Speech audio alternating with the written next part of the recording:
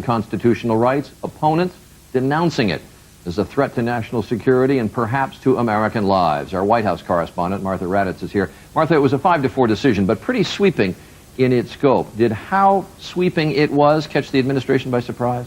It certainly did, Charlie. This is a real mess for the Bush administration. They expected, they say, a reversal, but certainly not the scope of this. And they are trying to figure out what happens next. But I can almost guarantee there will not be a completed trial by the end of the Bush administration. And Martha, one of the reasons that the Bush administration has been so reluctant, and the Congress reluctant about this, is because they don't want these trials going on in court, and they have to present evidence that they say they don't want to present because it compromises national security. So how do they go forward in this case? Well, it really removes the veil of secrecy, and it could be very embarrassing for the administration. We don't know what these people did. We don't know what they're charged with. We don't know how serious the charges are against many of them. As Jan mentioned, there are about 270 detainees. We know only about a fraction of those men. And what they did, we'll soon be finding out. All right, Martha Raddatz reporting from Washington. Thanks to both you and Jan. Still ahead on World News, the salmonella cases spread across the country. Why can't the government figure out where it's coming from? America's best-selling beer could end up in foreign hands. Why a lot of people hope the deal falls flat. And bravery in the face of disaster. The Boy Scouts living up to their motto. This is World News with Charles Gibson. A reminder of the headlines. President Bush is challenged by the U.S. Supreme Court over the detention of prisoners at Guantanamo Bay. Just weeks before Zimbabwe's election, opposition leaders are arrested again. One could face the death penalty. Evidence of abuse, daily conflict between Israelis and Palestinians is caught on camera. Well, we'll have a full bulletin of news at the top of the hour, but now we return to ABC's World News.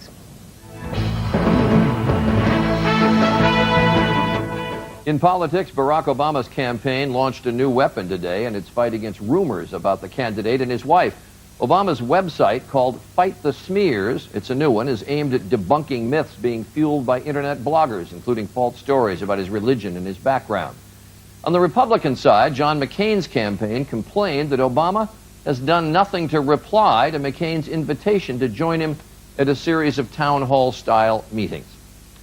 The nationwide salmonella outbreak linked to tomatoes spread to 6 more states today. At least 228 cases have now been reported in 23 states.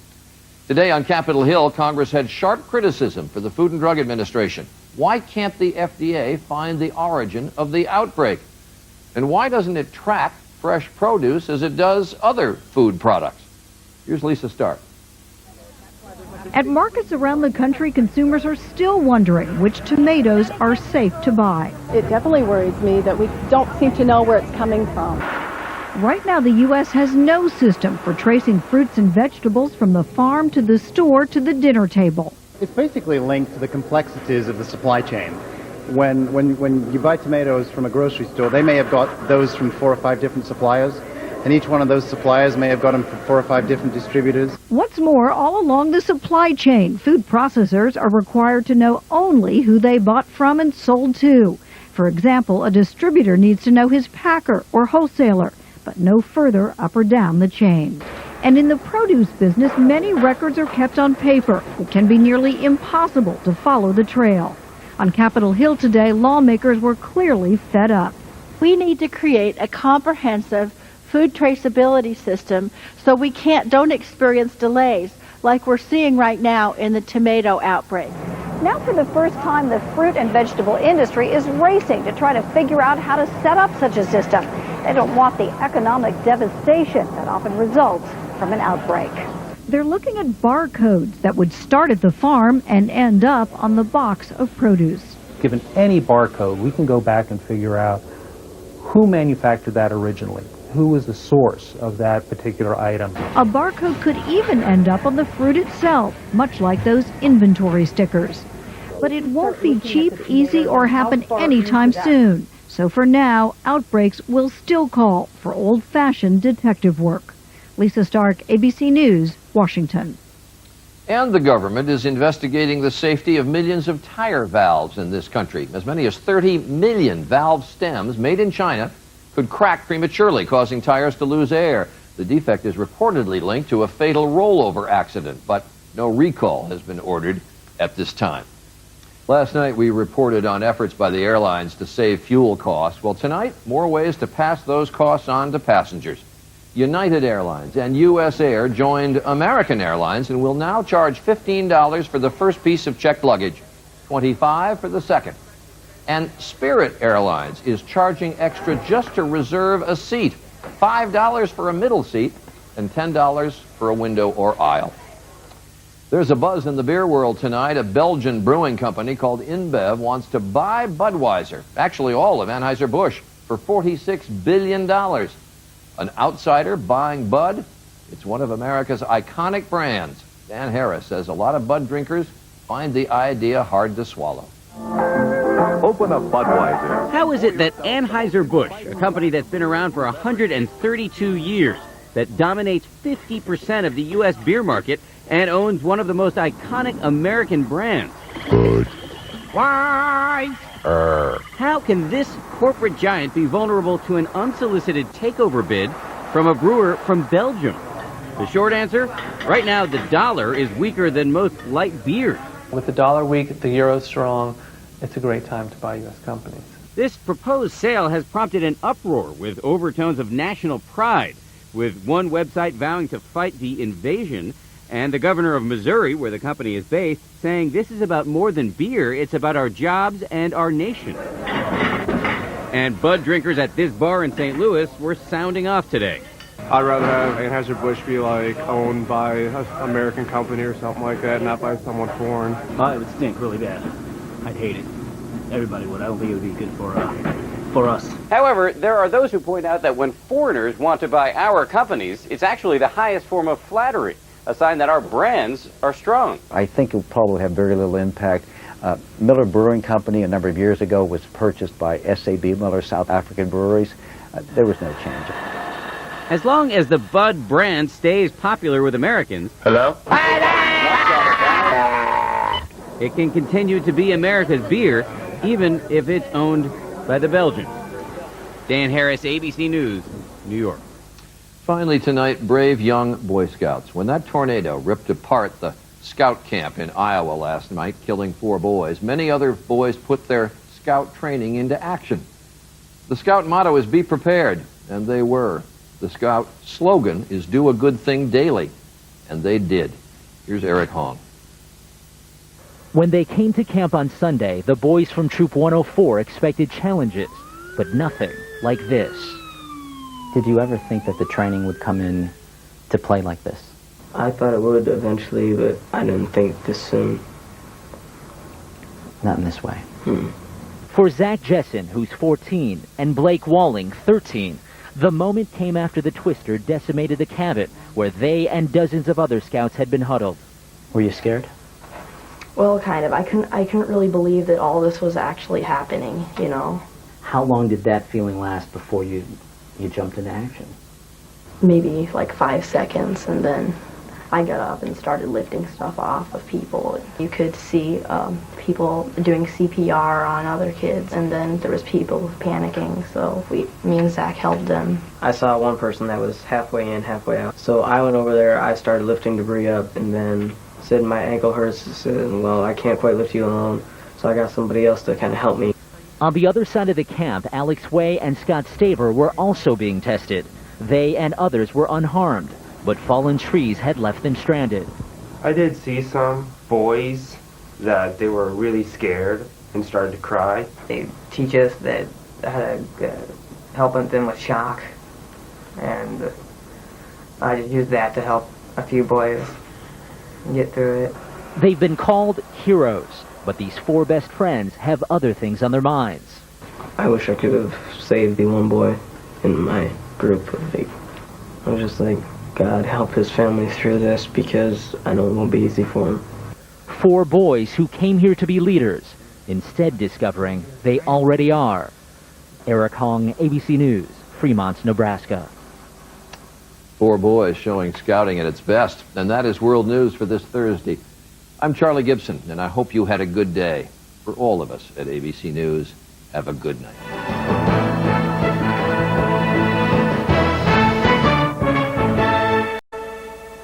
Well, if you're watching with a mind to what's happening over the weekend, weather-wise, we'll look at that in just a moment. But for the day ahead, well, it's more of the same, more of what we had on Thursday, really, in that the cool feel to the weather continues with some occasional sunshine, but also a few showers around. But we'll get off to a mainly dry start across Wales. For Northern Ireland, will stay dry for most of us throughout the day. A fairly usable day, although the temperature will be rooted into the mid-teens. For Northern Scotland, a fair few showers here and a fairly brisk north or northwesterly breeze. Central and Southern Scotland, though, staying mainly dry, and in the sunshine down towards the southwest, shelter from the breeze, it won't feel too bad. The odd light shower around at this stage into northern England, 1 or 2 heavy ones developing later. And for the Midlands, East Anglia and the southeast, most of us will get off to a dry start, and there will be some blue sky here and there as you head out the door in the morning. For the southwest of England, fairly decent day to come, shelter from the breeze and enjoy some sunshine again, not feeling too bad. That's how we start the day. As we move on through it, we'll see a few more of these showers getting going. Parts of northern England, the North Midlands, East Anglia, perhaps to the south of London. And if you catch one of these, it may turn out to be quite heavy, but it showers. Some of us will miss them and stay dry, and even if you catch one, it'll brighten up again afterwards. As for the temperature, though, we're rooted in the teens, quite cool across the north of Scotland in the breeze and with the showers. In the best of any sunshine, though, 17, 18, maybe 19 degrees. Now for the weekend. Now we start with thicker cloud across the north and northeast of Scotland, rain turning showery. Elsewhere, sunny spells, scattered heavy showers for England and Wales. As for Sunday, no great change. Thicker cloud, maybe some drizzle towards the far northeast of England to begin with, then brightening up. Elsewhere, bright or sunny spells and scattered showers, temperatures in the teens, and at night, remember, still getting down into single figures.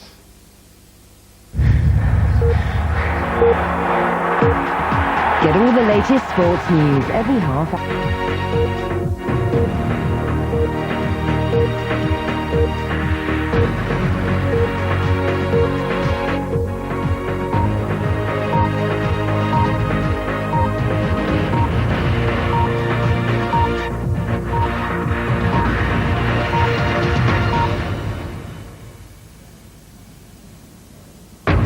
President Bush is challenged by the U.S. Supreme Court over the detention of prisoners at Guantanamo Bay.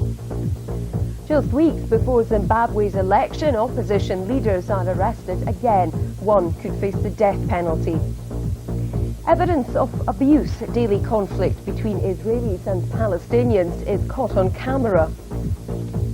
And Europe holds its breath as Ireland votes on EU reform. A no vote could derail the entire project.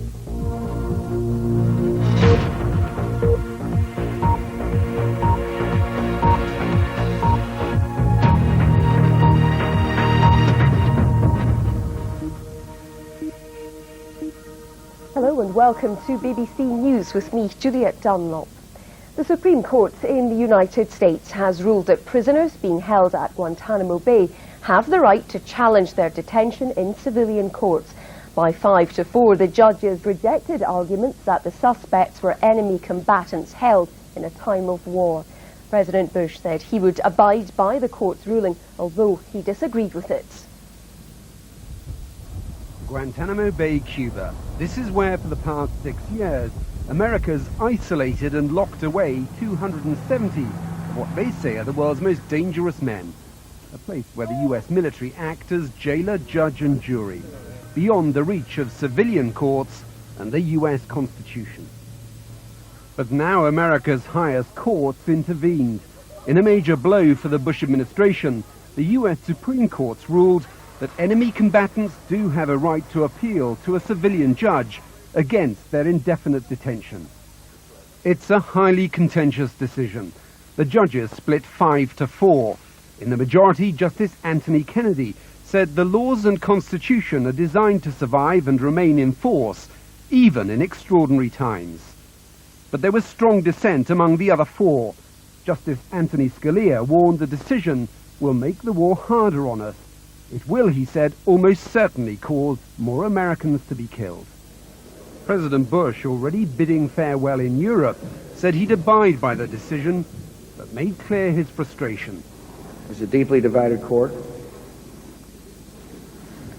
And I strongly agree with those who dissented that, and their dissent was based upon their serious concerns about U.S. national security.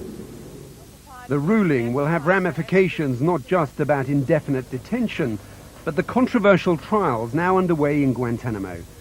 One of the military officers defending an alleged co-conspirator in the attacks on 9/11 believes it's a significant turning point. We don't apply the Constitution selectively to people we like only. I mean, it applies to anyone. And then if anything, the most important thing is that it applies to our enemies as well. That's the measure of us. It's not a measure of who they are. It's a measure of who we are, how we apply the Constitution to them. And as the Supreme Court has said today, it applies to enemy aliens, and so the habeas right applies to enemy aliens, and implicitly, obviously, the Constitution does too. And it's not just legal opinion that's lining up against the president. Both candidates who want to succeed him say that Guantanamo should be closed down. This isn't the first time the Supreme Court's ruled against the Bush administration on Guantanamo. In the past, the Pentagon's tried to work its way around those decisions. Now, though, time is running out. President Bush only has a matter of months left in office. Politics, as well as this ruling, suggest that Guantanamo's days are now numbered. Jonathan Beale, BBC News at the US Supreme Court. Well, Vincent Warren is the Executive Director of the Center for Constitutional Rights. That's been at the forefront of the legal battle over Guantanamo for the last 6 years. He says it's the latest in a series of legal setbacks for the U.S. government. Well, this is the third ruling, as you know. The Center for Constitutional Rights was involved in the first two. We've won all three. The difference with this ruling is that this unequivocally states not only do the detainees in Guantanamo have access to habeas corpus, a right under the U.S. Constitution, but it also says that the procedures that the Bush administration put in after the last Supreme Court ruling are unconstitutional. So this essentially means that the process now must begin for these 270 men to begin to go to real federal courts to be able to challenge their detention. And you've touched on the beginnings of that process, so how quickly might we see detainees challenging their detention? How soon could we perhaps see them going to federal courts to challenge this? Well, as a practical matter, many of the detainees have already filed petitions in federal courts in Washington, D.C. Those petitions were on hold until the Supreme Court issued this decision to tell the courts how to move forward. This court has said very unequivocally that the cases must move forward quickly and that it will not tolerate further delay tactics from the Bush administration. So what I think we are looking at now is immediately moving forward to talk with the federal judges to begin to design the process by which these men will actually begin to lay their claims before the judges and have the judges make decisions on whether they are held lawfully or not. And what does this mean for the military tribunals that are already underway? Khalid Sheikh Mohammed, one of the architects of 9/11, he's already criticised his trial at Guantanamo. What happens to someone like him? It's not entirely clear, but the men that are being charged with military commissions are a very small minority of the people in Guantanamo. That's roughly between 12 and 15 people in Guantanamo that are being charged by military commissions. This particular decision has great effect for the 260 men that the Bush administration has been holding for years and has never bothered to even bring charges against. The question for the people under the military commission system is a more difficult one. But having some experience in that system, the Center for Constitutional Rights represented Mohammed al-Qahtani, who initially was charged under the 9/11 conspiracy, but the government dismissed his case and dismissed the death penalty against him, in large part because his case is the most egregious case of torture in Guantanamo that's on record. Robert Mugabe's regime today struck at Zimbabwe's opposition leadership just 2 weeks before the country's runoff presidential election. Mugabe's challenger, Morgan Tsvangirai, was twice detained by police while campaigning in the south of the country before being released. And the General Secretary of the Movement for Democratic Change has been charged with treason. He could face the death penalty. Well, the arrests come as documents obtained exclusively by the BBC suggest that the country's military is actively involved in running the re-election campaign for President Mugabe. And the BBC is banned from reporting in Zimbabwe, but our correspondent Ian Pannell has spent the last few weeks inside the country in the run-up to the poll on June 27th. Beaten and forced to leave their village, they sit, hope and pray that change is still possible. It's a scene played out across Zimbabwe. Thousands of people evicted from their homes so they can't vote in the runoff election. Over the last few weeks we've travelled undercover. What we've seen is a systematic campaign of violence and intimidation. Robert Mugabe calls this an all-out war. Now, for the first time, documents have been passed to the BBC which suggest the military is intimately involved in running Zimbabwe. It refers to the JOC, or Joint Operations Command, and the party. The JOC is made up of the heads of the military and state security, now actively backing Robert Mugabe's re-election, running logistics and operations. Another document lays out the tactics. It says basic commodities to be sold from either people's shops or pro-ZANU PF shops. Emphasis should be on party strongholds. It says war veterans leaders should assist in massive mobilization. We went to a secret meeting to verify what we'd heard. A police officer wanted to talk to us, claiming the service is now politically motivated. We've disguised his identity. We are told to vote ZANU PF, and we have to vote in front of your commanding officer. You have to vote in front of your commanding officer? Who will be the presiding officer. How does that make you feel? I feel very discomfortable, to be honest. Publicly, ZANU-PF projects a different image, with vibrant colours and smiling faces, promoting independence and empowerment. ZANU-PF may have adopted a softer tone for its publicity campaign, but it's also made sure that the odds are stacked in its favour. Firstly, it has all the resources of the state and the central bank at its disposal. And secondly, it has a near monopoly of state-controlled media, the column inches and on-air time. Opposition rallies have been banned or broken up. And as you can see, there's only one man's face that adorns the walls of the capital, Harare. We wanted to present our findings to ZANU-PF. Because the BBC is banned from Zimbabwe, we spoke by phone from Johannesburg about the documents. You would say that, wouldn't you? Well, I have the document in front of me. Yeah, well, let's wait and see if that document is not a forged document. Let's see when the election process is going to take place, whether JOC will conduct the elections. Zimbabweans, we're smarter than that.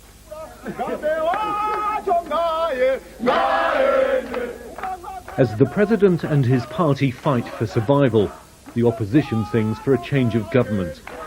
But it's now clear that Robert Mugabe and his military will use all means necessary to stop them.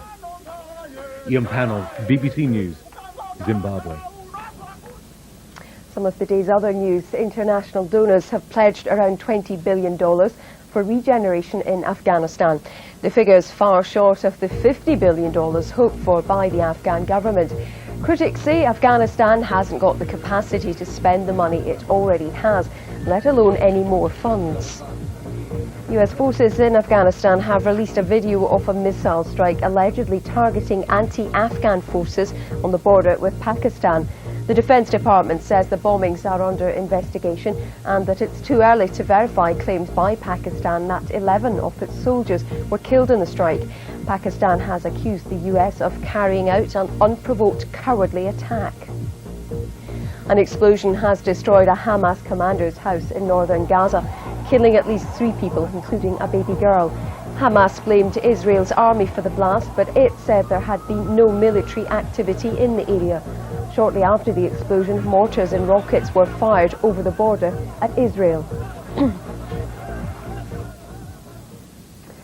An Israeli human rights group has given dozens of video cameras to Palestinians so they can record the effects of the continuing conflict with Jewish settlers in the occupied West Bank. The BBC has been given exclusive access to images of one violent attack that happened earlier this week. Our Middle East correspondent Tim Franks has been looking at the material. In a few seconds' time, the woman on the right of your screen, a 58-year-old Palestinian, will be beaten up, along with her husband and one of her nephews. She's been herding her goats close to a Jewish settlement in the West Bank. From the direction of the settlement comes a group of masked men.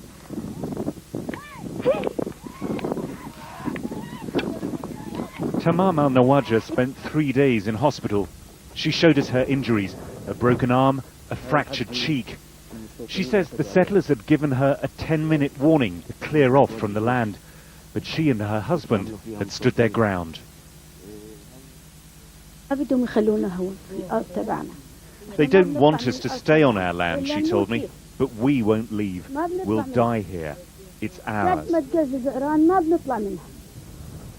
Indeed, the rest of the world regards Jewish settlements such as Susia as illegal, built on occupied territory. The attack near Susia was filmed on Sunday with one of 100 video cameras that an Israeli human rights group has handed out to Palestinians across the West Bank. The thinking behind the project is that when trouble flares, rather than just giving a statement to the Israeli police or army, video carries much more weight. So what the Palestinians here are practicing with their small video cameras is how best to document the attacks and how even to try to discourage them from happening in the first place. When they have the camera, they have proof that something happened. So you're giving somebody that was, all the year was used to being attacked and trying to avoid trouble and trying to go around the corner because you didn't want, and now suddenly have something to work with and to use as a weapon. It was with one of the loaned video cameras that Tamam's daughter-in-law filmed the attack on Sunday before she ran to get help. Violence against Jews as well as Palestinians has long scarred this place. Video may now be giving us a new and raw view, but for most people here, the only answer, a political deal, that remains out of sight. Tim Franks, BBC News, on the West Bank. This is BBC News, still ahead on the programme. Images of America's great outdoors like you've never seen it before, and the man behind the lens is fast becoming a household name. The spokesman on Home Affairs for Britain's main opposition party is resigning from Parliament in a protest at yesterday's vote allowing terror suspects to be held for 6 weeks without charge. David Davis said he felt he had to take a stand. Wow, core blimey, Gordon Bennett.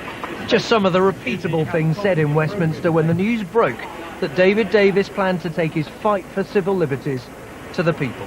I will be resigning my membership of this House, and I intend to force a by-election in Holter, Price and Howth. I will fight it.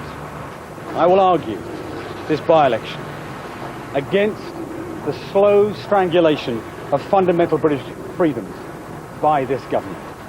And if they do send me back here, it will be with a single, simple message. That the monstrosity of a law that we passed yesterday will not stand. What his leader said in private when he was told, not asked, not consulted, please note, is probably unbroadcastable. This is what he said in public today. Well, David Davis has made a very courageous, a very brave decision to stand down and fight a by-election. But it is a personal decision. It's a decision he's made. It's not a decision of the Shadow Cabinet or the Conservative Party. One David was, you may recall, defeated by the other David for the job of Tory leader. Both men insisted today they'd not fallen out or disagreed about policy. The fact is, though, that David Cameron needed this by-election like a hole in the head. The Yorkshire constituency of Holton, Price and Howden was once a key Liberal Democrat target. Not anymore, at least not in this by-election. On tonight's Question Time, the minister who piloted the 42 days legislation hinted that Labour too might not put up a candidate in what he called a stunt. We don't need the stunt of a vain man to have these matters debated and debated fully over the next 3 or 4 weeks so and more. When the bill goes to the struggle then? House, I don't think it's a case of ducking at all. When the Commons voted to back 42 days detention without charge, thanks, the Tories said, to Gordon Brown buying unionist votes, David Davis told his leader of his decision. Tonight he headed home to Yorkshire, aware that he's not just risking his seat in Parliament, but also a possible future in the cabinet. Now, a reminder of the headlines. The United States Supreme Court has ruled that prisoners being held at Guantanamo Bay have the right to challenge their detention.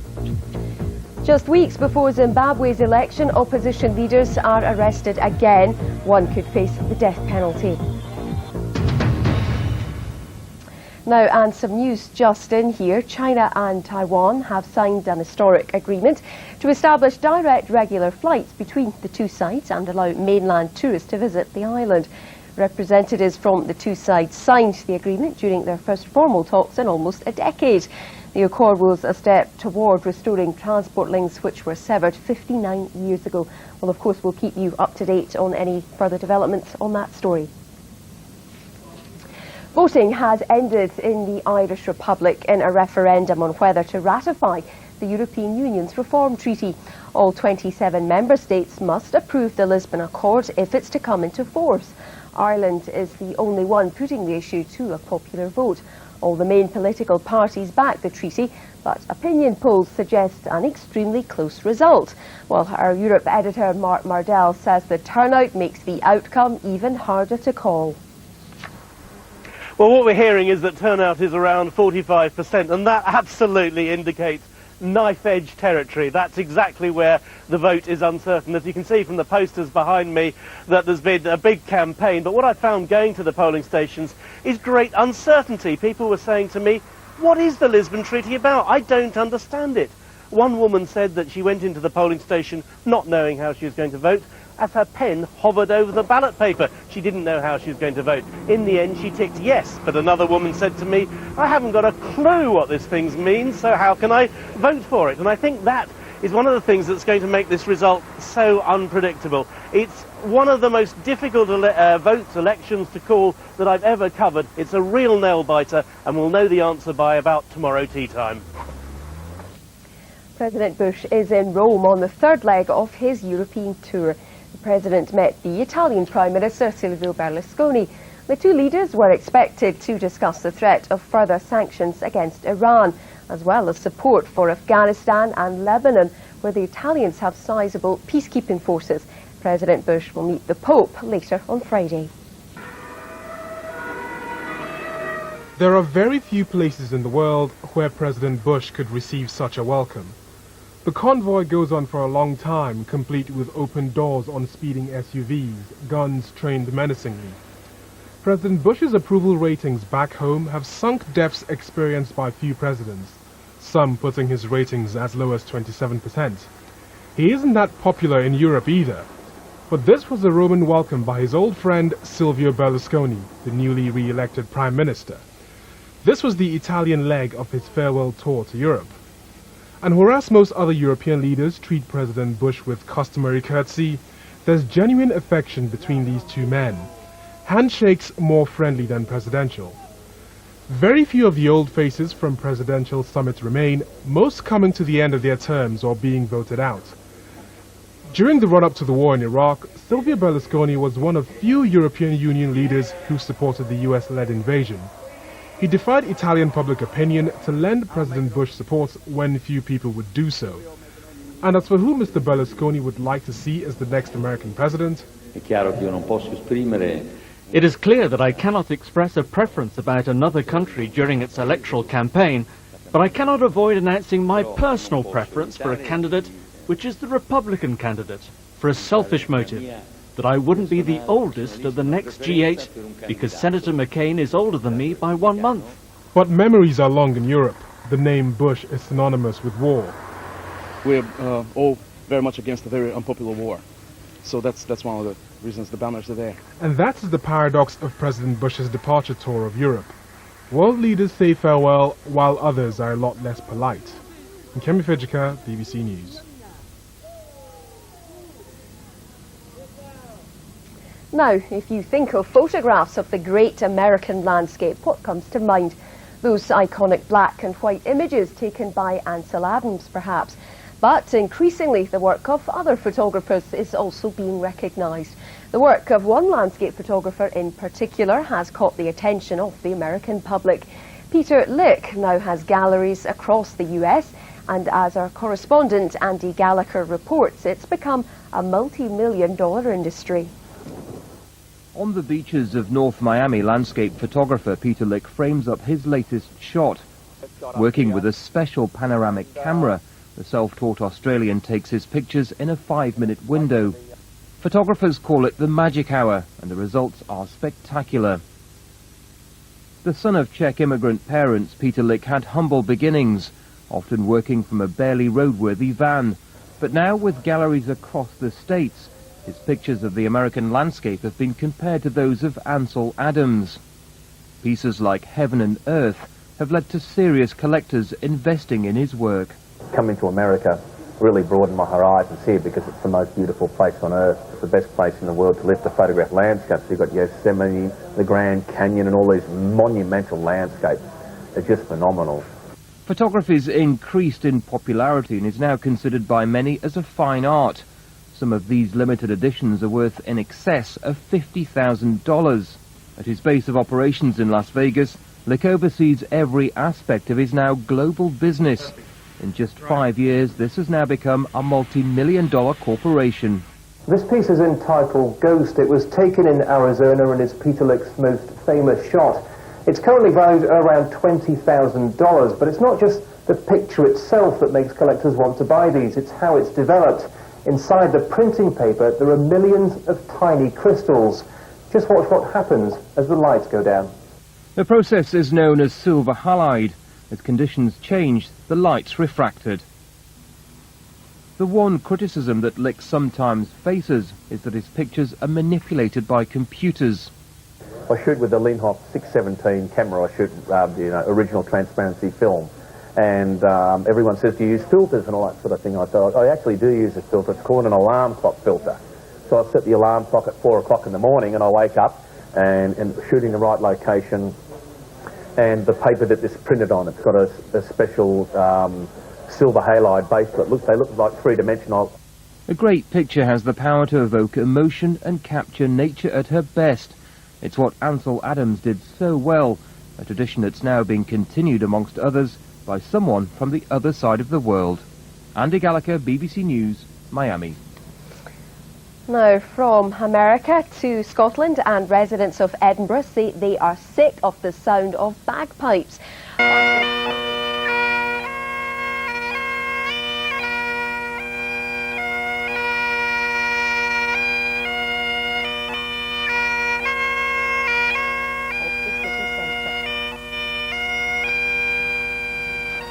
And a reminder of the main news this hour. The United States Supreme Court has ruled that prisoners being held at Guantanamo Bay have the right to challenge their detention under the American Constitution.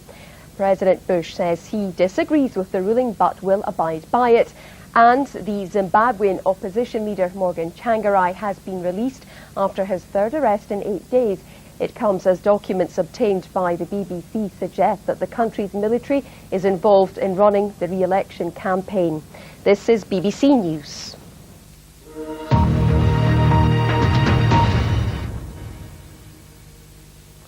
Hello. All week somewhere across the UK has broken 20 Celsius mark, but not on Thursday. That run came to an end. It was 18 at best.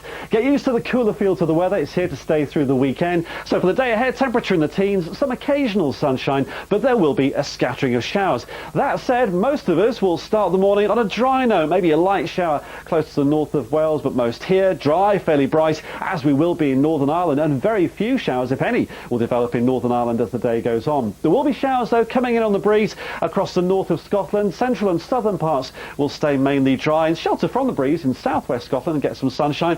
It's not going to feel too bad. The odd light shower into northern England at this stage, but most here through the Midlands, East Anglia and the southeast will start dry and bright. Maybe the odd shower towards parts of central southern England, but into the southwest, sunny spells here. And for Devon and Cornwall, it will be a mainly dry day with further sunny spells throughout. That's the scene then. 8 o'clock in the morning, let's move the clock forward and see how the weather develops during the day. Bright or sunny spells, certainly not clear blue sky. And a few more showers getting going during the day, parts of northern England, North Midlands, East Anglia, some to the south of London. And there could be the odd heavy one around.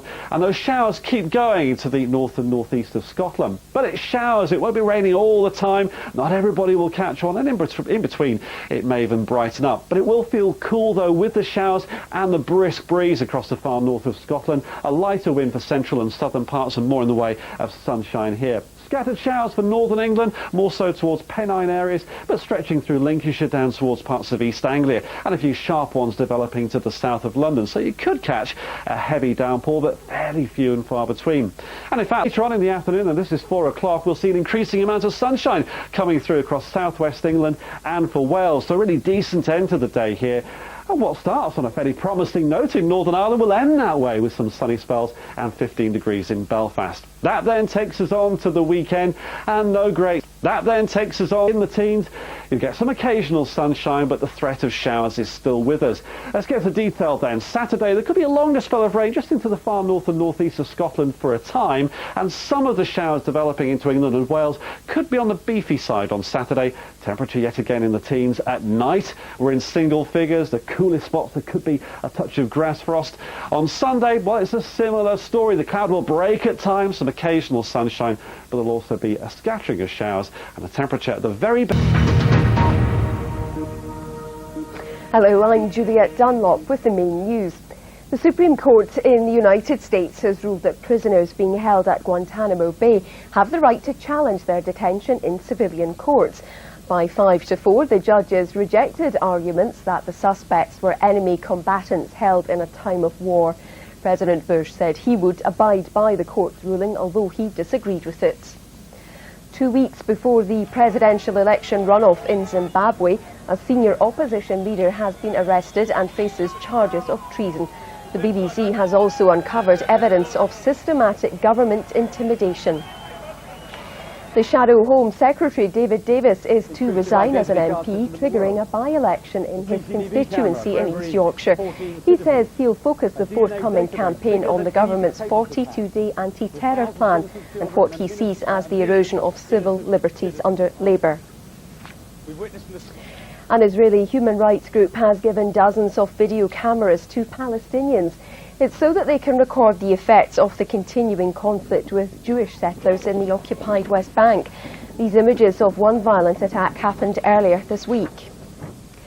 Voting has ended in the Irish Republic in a referendum on whether to ratify the European Union's Reform Treaty. All 27 member states must approve the Lisbon Accord if it's to come into force. Ireland is the only one putting the issue to a popular vote. All the main political parties back the treaty, but opinion polls suggest an extremely close result. A senior intelligence official has been suspended from his job at the Cabinet Office after top-secret documents were left on a train. The documents, which were then passed on to the BBC, contained the latest classified information on Al-Qaeda and Iraq. Well, that's a summary of the news. Now it's time for The Record.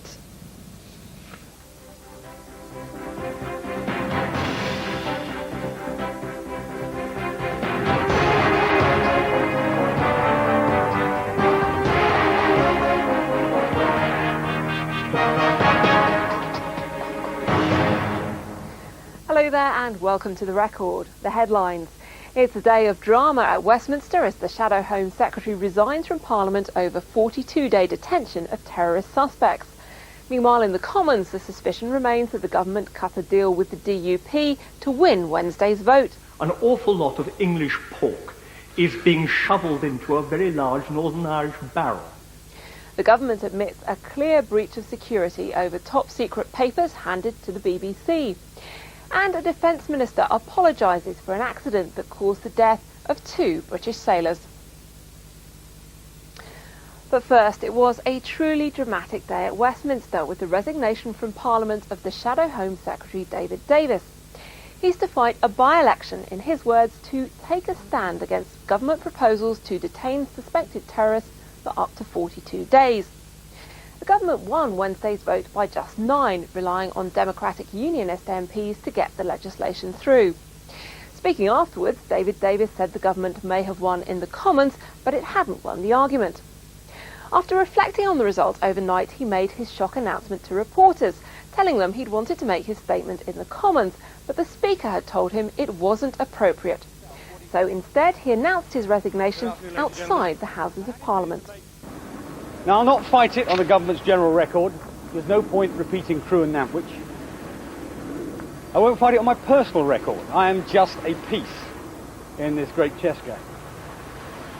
I will fight it. I will argue this by-election against the slow strangulation of fundamental British freedoms by this government. Now, that may mean I've made my last speech to the House, if possible. And of course that would be a cause of deep regret to me. But at least my electorate and the nation as a whole would have had the opportunity to debate and consider one of the most fundamental issues of our day. David Davis. Well, a little earlier in the day at his monthly news conference, Gordon Brown had insisted he'd done no deal with Democratic Unionists to secure vital support for his detention without charge proposals. The Prime Minister rejected claims he'd bought their backing or that of some Labour MPs with promises of cash for pet projects or concessions on key issues. But in the Commons at business questions, the suspicion still lingered that some deal had been done with the Democratic Unionists to win over their crucial 9 votes. Following last evening's vote to give away civil liberties, there has indeed been much speculation as to what promises the Prime Minister had to make to win. Prior to the debate on the 24th of June in the name of the Democratic Unionist Party, in order that honourable members of this House may be better informed prior to this debate, can we have a statement from the Northern Ireland Secretary on the government's plans for expenditure in Northern Ireland? Perhaps I could restate the government's concern is for the safety of people in this country and also for the protection of our civil liberties. There was scrutiny by the Select Committee of this bill, there was extensive debate in this House, and now it goes to the Lords. And I would ask her to spare us their crocodile tears, her crocodile tears on civil liberties, because we introduced the Human Rights Act against their opposition and they would plan to abolish it. And that is one of the most important defences of civil liberties that has gone through this House in recent years. But one MP thought the government could foresee trouble getting the bill through the Lords, which was why the Queen's speech, marking the start of the new legislative year, had been timetabled for December. Could she tell us prior to the debate in the name of the Democratic Unionist Party, to save us all having spent lots of public money on freedom of information exercises, can she put in the library a record of all meetings between government ministers and DUP members that have happened since the Easter break, so we know exactly when the meetings happened, with whom and on what subject? And on the announcement about the next Queen's speech, can the leader confirm that this is an extraordinarily late date for the new session of Parliament? Isn't it probably the latest start in normal times that we've ever had, certainly for the last 25 years? And if so, is it an indication that the government are anticipating considerable difficulty in dealing with their legislation after the summer break? And in that context, what's now the expected time for the royal assent to the counter-terrorism bill that the government has in its programme? He asked about the date of the Queen's speech and says, is it the latest date that it's happened? No, it's not the latest date that we've had a Queen's speech. I think that, it was in 2000 that we had one on the 6th of December, so it's not the latest date. He asked when we'll get the royal assent on the counter-terrorism bill. I would say that there are very important measures in this most important of issues, and I hope that we will be able to see this bill go through the House of Lords, return to this House and receive royal assent promptly. We want to have proper scrutiny, of course, but we also want to make sure that these important new laws are on the statute book. Could I ask the Leader of the House if the Northern Ireland Secretary could make an early statement next week as to the financial and other implications of the agreement that was made yesterday with representatives of the Northern Ireland constituency? It's quite plain that aside from the pressure exercised on Labour backbenchers, an awful lot of English pork is being shoveled into a very large Northern Irish barrel. And we have a right to know something about the detail of this, so that we can judge, I use my words carefully, the propriety of the influences that were brought to bear. This government remains committed, as I believe everyone in the whole House is, that there should be peace and also prosperity in Northern Ireland, and that is the work that the Secretary of State of Northern Ireland and his team of ministers and the government is committed to. And I deplore the smears and disgraceful slurs and allegations that he's made. He ought to know better. Can we have a statement, please, on government policy towards Cuba? I know the Leader of the House considers Fidel Castro to be something of a hero, and she may be pleased that it is reported this morning that government policy towards sanctions against Cuba may be changed as a consequence of buying off a couple of rebels on the 42-day detention vote. How does she think our allies will view foreign policy if our policy on Cuba is to be changed as part of a grubby deal to buy off a few Labour backbenchers sympathetic to left-wing dictators? Fortunately, I think I can rest assured that our allies will take no notice of the sort of points that the honourable member has raised, and indeed, neither will I. Harriet Harman.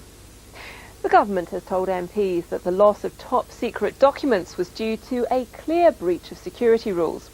In a statement to MPs, the Cabinet Office Minister Ed Miliband announced a high-level inquiry into the loss of the Joint Intelligence Committee papers found on a train and passed to the BBC. He also confirmed a Cabinet Office official had been suspended, but he sought to reassure the Commons. There is no evidence at this stage to suggest that our vital national security interests have been damaged or that any individuals or operations have been put at risk. However, the police investigation is continuing. This was a clear breach of well-established security rules which forbid the removal of documents of this kind outside secure government premises without clear authorization and compliance with special security procedures. These rules are a clear part of the operating procedures for handling matters and documents of this sensitivity. No authorization, he said, had been given for the removal of documents. The chairman of the JIC, Alex Allen, has confirmed that there are clear rules and they weren't followed in this case. But in order to provide the reassurance that all necessary procedures and safeguards are in place, the Cabinet Secretary has asked Sir David Omand, former Permanent Secretary for Security and Intelligence and Permanent Secretary at the Home Office, and former Permanent Secretary at the Home Office, to carry out a full investigation of the circumstances of the case. And Mr Miliband concluded. It is a matter of utmost concern to the government that this breach of security has happened. We will take all steps to ensure that all the individuals who work within the Joint Intelligence Committee staff observe the procedures that are necessary for security. We will continue to do everything necessary to safeguard sensitive intelligence material so that we safeguard the British national interest. Mr. Speaker, the Prime Minister said yesterday, and I quote, "We should take no risks with national security. There can be few greater risks than the casual abandonment of top-secret intelligence material on a train, with posing obvious risks both to national security and potentially to the safety of our armed forces personnel. There can scarcely have been a graver breach of intelligence and security procedures than this.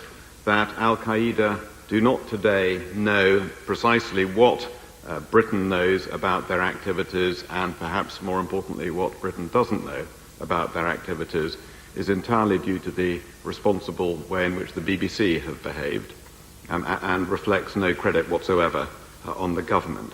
There was, he said, a systemic problem with data security. Does he understand that he must himself take very direct personal responsibility for this latest shocking failure at the heart of his own department? Ministers cheerfully claim credit for anything good that happens, but all the failures are someone else's fault. Does he understand that this fight really does stop with him? There were clear rules in this case. I've set out the rules, the way that people sign up to those rules when they go to work for the assessment staff. This is a case where those rules weren't followed, and it's a matter of deep regret that those rules weren't followed. Now, it is the case that the rules are in place, but in order to provide the necessary reassurance That's why we've asked Sir David Omand to look at whether there's anything more that can be done to put the necessary safeguards in place. And obviously we'll await the outcome of Sir David's investigation into this. To what extent are the procedures fine, but the culture isn't? And there can easily develop this sort of much more casual culture where somebody dumps the contents of their in-tray into their briefcase to work on at home or read, having lost the sense that there is real importance and real concern about certain key documents. And indeed, that at that point you can have all the procedures in place.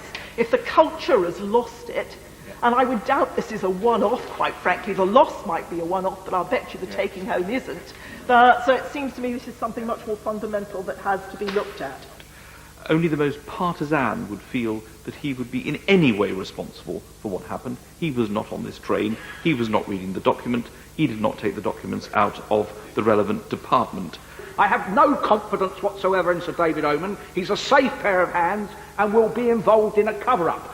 Does he recall the conversation I had with him 3 weeks ago when I told him there's no parliamentary oversight of the security and intelligence services? He promised to come back to me. He did not. I reiterate it again. Unless or until there's a committee of this Parliament looking into these matters, we can have no confidence about the veracity of the security intelligence services and the so-called investigations. Let's have a parliamentary committee now. Responding, Mr Miliband assured him Sir David Omand's investigation would be rigorous.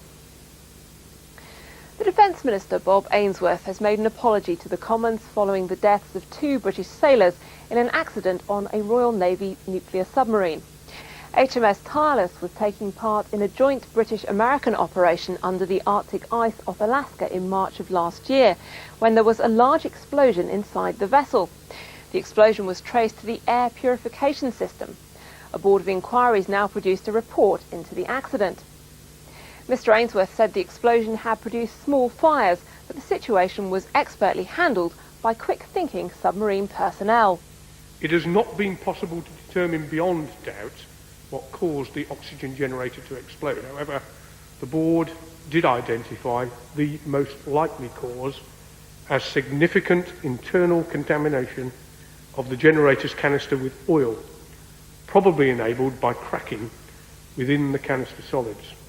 He said the inquiry found that some self-contained oxygen generators, or SCOGs, had been due to be replaced, but in the end were kept. The board established that it could not be known for certain whether any of these SCOGs subsequently winded up on HMS Tireless. Mr Speaker, these events are unacceptable, and it's clear from the Board of Inquiry and other work to date that the Ministry of Defence must accept responsibility for what happened. My right honourable friend the Secretary of State and I therefore consider that it is right for me to apologise unreservedly on behalf of the Department for the actions or omissions which contributed to this tragic incident. I am extremely sorry, particularly to the families of those who lost their lives and to those who were injured. I thank the Minister for coming here and making this statement today, and for giving an unreserved apology and accepting the Ministry's responsibility for what's gone wrong. When there is a tragedy of this sort, it's right to accept responsibility, and I commend the Minister for doing that this morning. I also would like to pay tribute to Paul McCann and Anthony Huntrod and echo the condolences that have been expressed to their families. The report also emphasises that logistics management for the SCOG replacement must ensure that guidance is clear about when the equipment is to be designated unserviceable. It does seem absolutely inexplicable and unacceptable that there was no past sell-by date clearly applied to these combustible products, probably with fatal consequences for the 2 sailors. Nobody that serves in our armed forces can be guaranteed that they will not be injured or lose their life. They know that when they join. We all knew that. But to lose your life, possibly to neglect or to fiddling of figures, which clearly took place with the SCOGs now. I know the Minister has said that he doesn't know whether those SCOGs were actually on that boat when it was on operations. But to fiddle the figures and the documentation for some reason that the Minister hasn't particularly told us, we can all assume, frankly, that's financial reasons, seems astonishing to me. And that's particularly unfair on the families and loved ones, which this very honest report and statement by the Minister, which has been very honest as well, has exposed. I understand the desire to do so, but we really can't jump to conclusions on blame. Why those SCOGs were returned for use is an issue that's got to be part of the investigation, and we have got to know why that was. But what we can't do without fully appreciating the facts and waiting for that investigation is to scapegoat an individual. We don't know what the circumstances were yet. We need the investigation to find that out and expose any issues. Well, we haven't had 14 months because we've had a police investigation ongoing, we've had a board of inquiry ongoing, and you cannot preempt or interfere with a police investigation. Peers have attacked plans to hold Olympic equestrian events in Greenwich Park in southeast London, a UNESCO World Heritage Site, during the 2012 Games. Now they've launched a campaign to save the park's historic trees. The present car parking arrangements will obviously be inadequate for this future event. Is the government's intention to concrete over the ancient cricket and rugby fields which have been in use for over 100 years? Well, my lords, detailed plans have not been finalised because, of course, a very great deal of consultation needs to be taken with the local stakeholders, as I indicated in my initial answer. So I haven't got a direct answer to the noble lady's question, except for her and the House to accept the fact that LOCOG is all too well aware of the significant historical nature of this site. It's of great value to all people in the United Kingdom, and nothing will be done to damage the site. Is it not correct that some of the football is quite sensibly being played at Manchester? In those circumstances, when we have some of the finest three-day event areas in Britain, in other parts, is it not rather ridiculous to insist on having it in Greenwich Park, which is going to suffer so much damage? Well, my lords, of course, the football is scattered because, of course, it's a mini series of games in the Olympic tournament, where, of course, the Greenwich site will only be used for the equestrian events and for the running and riding part of the pentathlon, much more limited. But, my lords, is a crucial part of this bid, which is, of course, London's bid, that the vast majority of events would take part within the framework of London. And, of course, Greenwich has always figured as the site for these particular events. And, my lords, it must be fulfilled, whilst at the same time respecting the sensitivities that have been presented by noble lords today. The Minister undertake to write to those people who have expressed an interest about the issue of trees? I mean, he blithely says, I'm sure the trees will be replaced. We're talking about a park here which has very ancient trees, including the hollow tree where Elizabeth I played as a child. These are very, very important sites, and I'm not sure that the Minister has grasped the importance of these trees. He seems to be too focused on the wood. Well, my lords, the Friends of Greenwich, who are an important community group, seem satisfied that the site can be constructed, bearing in mind all these anxieties. And, of course, the noble lord is right, that care has got to be taken with regard to trees which are not easily replaced, and certainly not trees which are associated with Elizabeth I. My lords, can I ask the noble lord to think again about having the event in Greenwich as opposed to Badminton? After all, the lottery funds are being raided for the London Olympics. Isn't it about time somewhere else in the country, other than Manchester football, got some hope of seeing some of the games?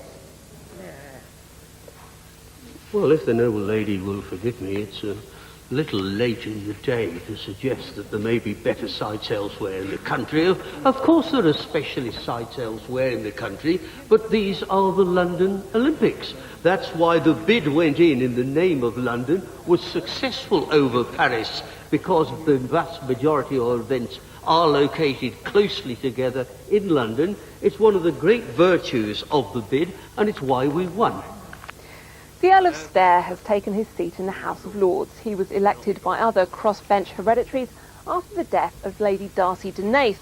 The Earl of Stair is a Scottish title, and because traditionally there were only a limited number of Scottish peers allowed in the Lords, his family has always sat in the upper chamber using its UK title, the Barony of Oxenford. And a look back at our top story. There are dramatic scenes at Westminster following the Commons vote on extending detention times for terror suspects. The Shadow Home Secretary has announced his resignation, triggering a by-election. In the Commons, MPs remain suspicious that the government did a deal with the Democratic Unionists to win the vote.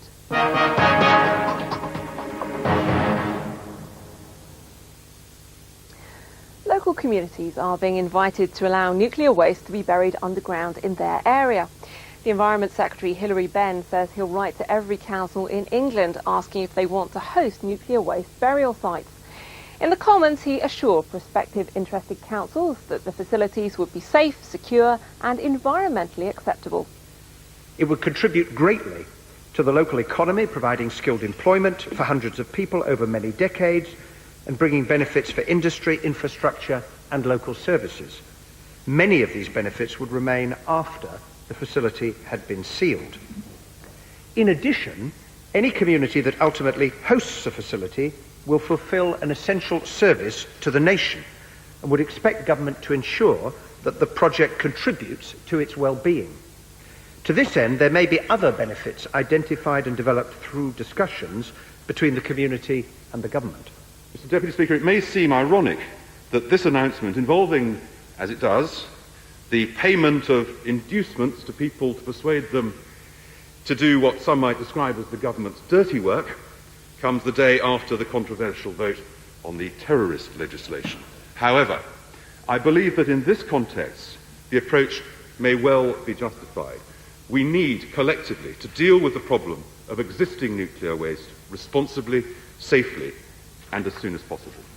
The Liberal Democrats asked about what are known as the legacy costs of cleaning up nuclear waste. The figures keep escalating. First it was 56 billion, then it's 73 billion, another 10 billion here or there, and we'll be talking serious money soon. Now, when are we going to get to the end of this? When are we going to know definitively how much this clean-up of the legacy waste is going to cost? We can't just have a few more billion being added all the time. On the cost of the clear-up, the honest answer to the question is, until one knows for sure what the size of the facility is going to be, what the nature of the particular geology of a site chosen is going to be, then we cannot definitively say it's going to cost a very considerable amount of money. And the Minister's been accused of mixed messages on this nuclear repository, but that's a bit unfair. It's been quite clear he doesn't know how much it will cost, he doesn't know when it will be built, and he doesn't know where. Hello. All week somewhere across the UK has broken the 20 Celsius mark, but not on Thursday. That run came to an end. It was 18 at best. Get used to the cooler feel to the weather. It's here to stay through the weekend. So for the day ahead, temperature in the teens, some occasional sunshine, but there will be a scattering of showers. That said, most of us will start the morning on a dry note, maybe a light shower close to the north of Wales, but most here, dry, fairly bright, as we will be in Northern Ireland, and very few showers, if any, will develop in Northern Ireland as the day goes on. There will be showers, though, coming in on the breeze across the north of Scotland. Central and southern parts will stay mainly dry and shelter from the breeze in southwest Scotland and get some sunshine. It's not going to feel too bad. The odd light shower into northern England at this stage, but most here through the Midlands, East Anglia and the southeast will start dry and bright. Maybe the odd shower towards parts of central southern England, but into the southwest, sunny spells here. And for Devon and Cornwall, it will be a mainly dry day with further sunny spells throughout.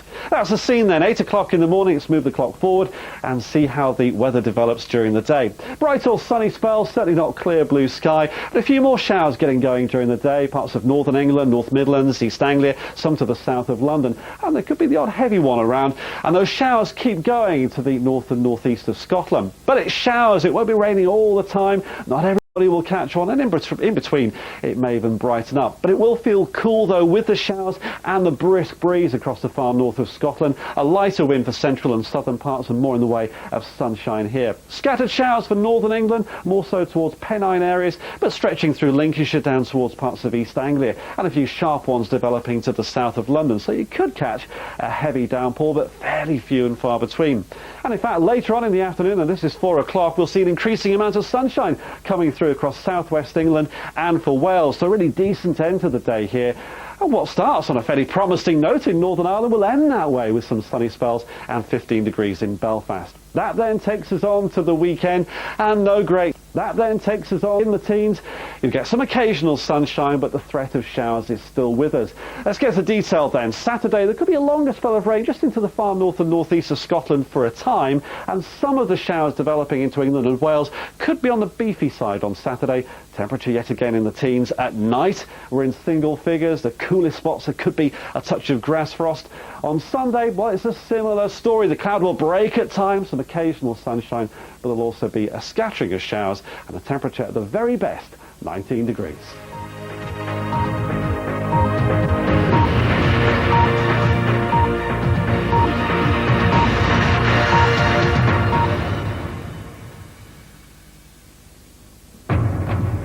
This is World News Today. I'm Richard Lister in Washington. The headlines. A major blow for the White House on Guantanamo Bay. Prisoners win the right to challenge their detention. Just weeks before Zimbabwe's election, opposition leaders are arrested again. One could face the death penalty. I'm Juliet Dunlop in London. The other main headlines. Wanted $50 billion, pledged $20 billion. Is it enough to rebuild Afghanistan? Another principle is jettisoned. Communist Cuba is abolishing its system of equal pay for all. I'm Rico Hizon in Singapore. Great to have you with us. In business, no deal for Microsoft as internet giant Yahoo says merger talks are over.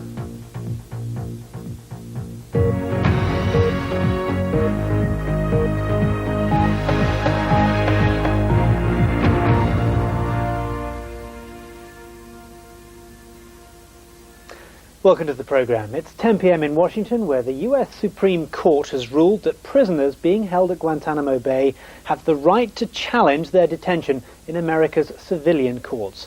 By a majority of 5-4, the judges rejected arguments that the detainees were enemy combatants who had no right to petition the federal court system. It's a major headache for President Bush, who said he disagreed with the ruling. Guantanamo Bay, Cuba. This is where, for the past 6 years, America's isolated and locked away 270 of what they say are the world's most dangerous men. A place where the US military act as jailer, judge and jury, beyond the reach of civilian courts and the US Constitution. But now America's highest courts intervened. In a major blow for the Bush administration, the US Supreme Court's ruled that enemy combatants do have a right to appeal to a civilian judge against their indefinite detention. It's a highly contentious decision. The judges split 5-4. In the majority, Justice Anthony Kennedy said the laws and Constitution are designed to survive and remain in force, even in extraordinary times. But there was strong dissent among the other 4. Justice Anthony Scalia warned the decision will make the war harder on us. It will, he said, almost certainly cause more Americans to be killed. President Bush, already bidding farewell in Europe, said he'd abide by the decision, but made clear his frustration. It's a deeply divided court, and I strongly agree with those who dissented that, and their dissent was based upon their serious concerns about U.S. national security. The ruling will have ramifications not just about indefinite detention, but the controversial trials now underway in Guantanamo. One of the military officers defending an alleged co-conspirator in the attacks on 9/11 believes it's a significant turning point. We don't apply the Constitution selectively to people we like only. I mean, it applies to anyone. And then, if anything, the most important thing is that it applies to our enemies as well. That's the measure of us. not a measure of who they are. It's a measure of who we are, how we apply the Constitution to them. And as the Supreme Court has said today, it applies to enemy aliens, and so the habeas right applies to enemy aliens, and implicitly, obviously, the Constitution does too. And it's not just legal opinion that's lining up against the president. Both candidates who want to succeed him say that Guantanamo should be closed down. This isn't the first time the Supreme Court's ruled against the Bush administration on Guantanamo. In the past, the Pentagon's tried to work its way around those decisions. Now, though, time is running out. President Bush only has a matter of months left in office. Politics, as well as this ruling, suggest that Guantanamo's days are now numbered. Jonathan Beale, BBC News at the US Supreme Court. So what happens next? Well, a little later in the programme, we'll hear from a legal expert who's working to find a solution to the Guantanamo problem. Some more top stories now, and President Bush will meet the Pope in a few hours' time on his farewell tour of Europe. Earlier, the President received a warm welcome from his old ally, the Italian Prime Minister Silvio Berlusconi. Mr. Bush is trying to rally European support for more sanctions against Iran. US forces in Afghanistan have released a video of a missile strike that apparently killed 11 Pakistani soldiers by mistake. The Defense Department says the bombings on the Afghan border are under investigation. Pakistan has accused the United States of carrying out an unprovoked, cowardly attack. And the extreme weather causing havoc across the United States is continuing to spread. In Iowa, 4,000 people had to be moved to safety after a river burst its banks. Yesterday, a tornado in the same state killed 4 teenagers at a scout camp. Robert Mugabe's regime has struck again at Zimbabwe's opposition leadership just 2 weeks before the country's runoff presidential election. President Mugabe's challenger, Morgan Tsvangirai, was twice detained by police while campaigning in the south of the country before being released. And the General Secretary of the main opposition party has been charged with treason. He could face the death penalty. The arrests come as documents obtained exclusively by the BBC suggest the country's military is actively involved in running the re-election campaign for President Mugabe. The BBC is banned from reporting in Zimbabwe, but our correspondent Ian Pannell has spent the last few weeks inside the country in the run-up to the poll on June 27th. Beaten and forced to leave their village, they sit, hope and pray that change is still possible. It's a scene played out across Zimbabwe. Thousands of people evicted from their homes so they can't vote in the runoff election. Over the last few weeks we've travelled undercover. What we've seen is a systematic campaign of violence and intimidation. Robert Mugabe calls it an all-out war. Now, for the first time, documents have been passed to the BBC which suggest the military is intimately involved in running Zimbabwe. It refers to the JOC, or Joint Operations Command, and the party. The JOC is made up of the heads of the military and state security, now actively backing Robert Mugabe's re-election, running logistics and operations. Another document lays out the tactics. It says basic commodities to be sold from either people's shops or pro-ZANU-PF shops. Emphasis should be on party strongholds. It says war veterans leaders should assist in massive mobilization. We went to a secret meeting to verify what we'd heard. A police officer wanted to talk to us, claiming the service is now politically motivated.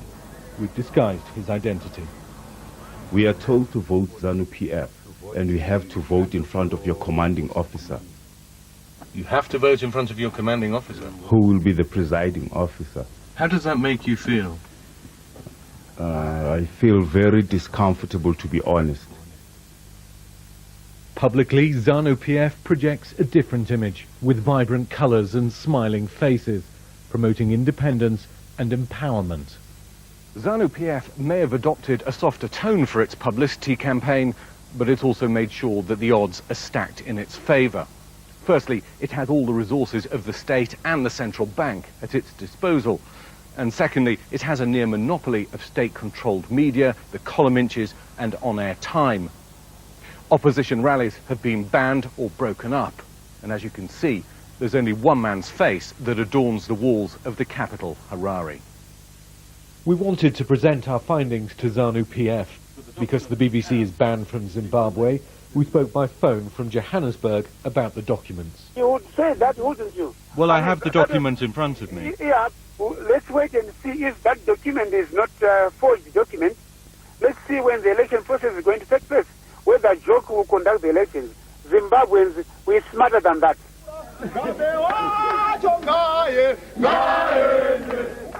As the president and his party fight for survival, the opposition sings for a change of government. But it's now clear that Robert Mugabe and his military will use all means necessary to stop them. Ian Pannell, BBC News, Zimbabwe. Well, more from me in a moment, including a major policy shift from the Cuban government. But now over to Juliet in London. Hi, Juliet. Hi, Richard. Thank you. Well, we begin with the news that 2 British paratroopers have been killed in Afghanistan less than a week after 3 soldiers from the same unit died in a suicide bombing.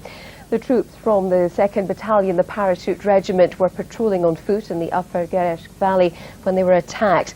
102 British soldiers have been killed in Afghanistan since 2001. Now, international donors meeting in Paris have pledged $20 billion to rebuild Afghanistan over the next 5 years. But it's less than half the $50 billion President Karzai had asked for. Some delegates at the conference said Afghans had failed to take responsibility for their own problems. From Paris, Emma Jane Kirby reports.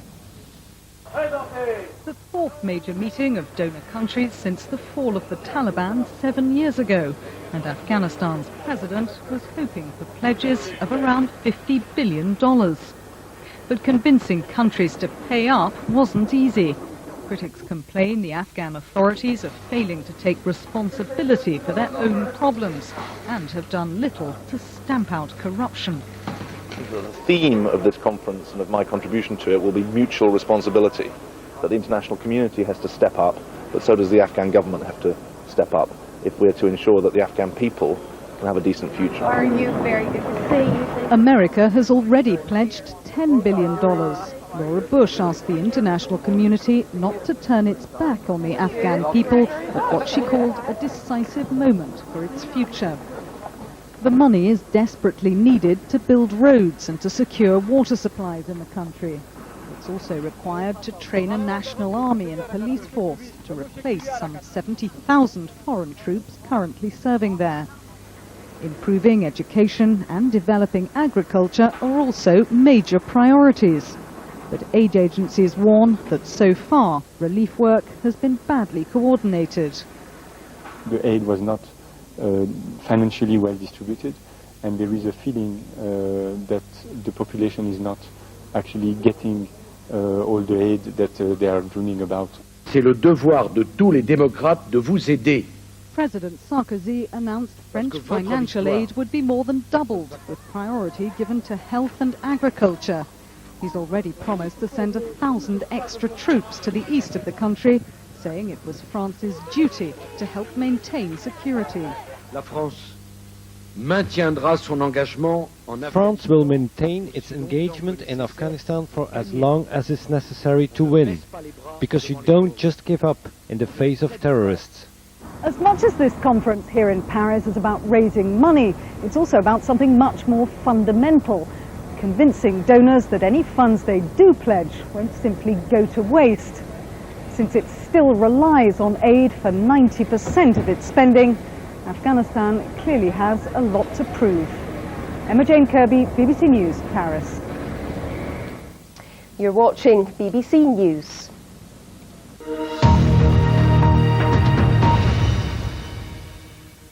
Independent fashion boutiques are failing fast. Mary Porter's is here to save them. Look at that number. We love fun in our shop. We love it. There's no age group in fashion. Those days are gone. You're dressing up like a 20-year-old. You look good. I'm not knocking you. 10 out of 10 for Che Calvin. I don't think so. He doesn't know what he's doing. The successful business you don't have. He's going to work. He can stick his business because I am just not going to work with that man. Mary, Queen of Shops. The new series, Monday at 9 on BBC Two. 6 ordinary women set off on life-changing journeys to become tribal wives. It's so beautiful, it's incredible. It's like a different world, isn't it? I think I'll be a good tribal woman. If I can come back with some contentment and some wisdom, then I'll really feel that I've done well. Join these women on their extraordinary journey of self-discovery as they become tribal wives. A new series begins Wednesday at 9 on BBC 2.